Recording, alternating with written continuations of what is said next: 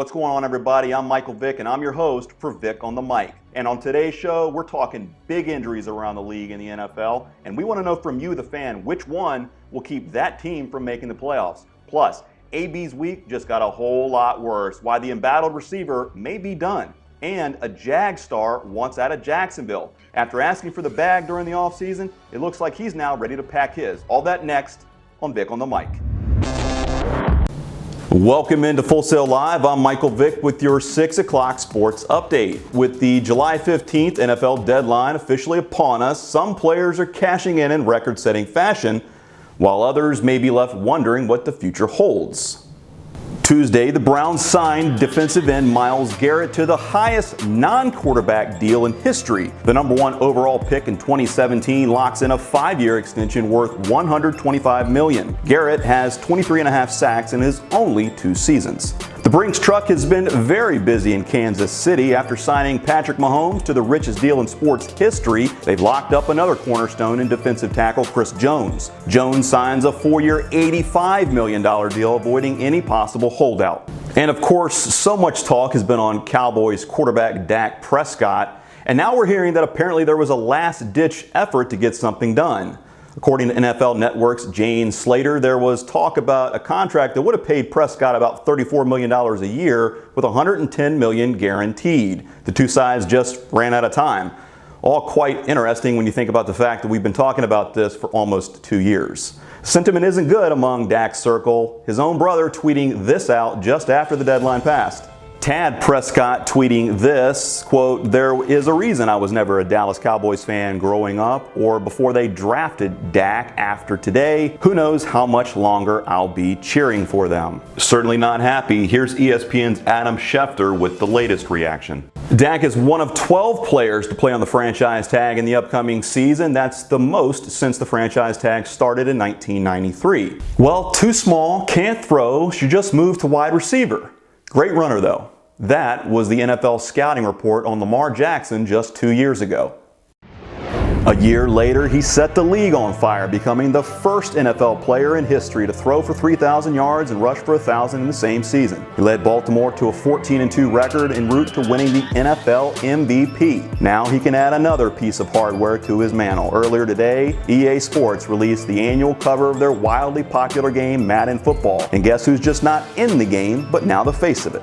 You guessed it, Lamar Jackson has been permanently enshrined in the Madden lore as he dons the cover of Madden 21. Jackson said he couldn't believe it when he got the call, adding, quote, "I grew up playing Madden and owned every copy I could get my hands on, so to be on the cover is an absolute dream come true." Not bad for a running back. We have all the latest from today's NFL deadline, including some breaking news over the last hour or so. The Tennessee Titans are making sure Derrick Henry keeps his Tennessee address for 4 more years, only now maybe he'll want to upgrade the real estate. The NFL's rushing champ signing a 4-year, $50 million deal with $25.5 guaranteed. Henry had been placed on the franchise tag after a monster year in which he became the first player in history to rush for more than 180 yards in 3 consecutive games. Even more impressive, he did it in the playoffs. Well, Patrick, call it contract envy, call it what you want, but according to his peers, Patrick Mahomes is not the best player in the game. Apparently, he's not even the best quarterback. In fact, he's the 3rd best quarterback according to the annual NFL Top 100 Players list that was released on Wednesday. Mahomes signed the richest deal in sports history less than a month ago, valued at over $500 million. Many believed it was a bargain for the guy widely considered the best in the game. It appears his colleagues don't agree. In case you're wondering whether he noticed, yeah, he's taking notes. Mahomes tweeting this out just after the list came to light. Those among the top, not the only question marks on the list needing answers. All right, Murph, look, to me, this doesn't seem to be the most objective list in the world. In fact, it appears to be plagued with recency bias, but maybe not. Let me ask you, are you buying the fact that Lamar Jackson and Russell Wilson should come in ahead of Patrick Mahomes?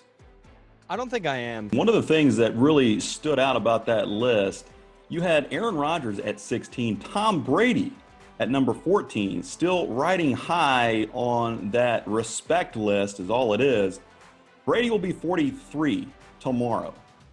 Brady at 14 over Aaron Rodgers. Too high, too low, or just right? Way too high.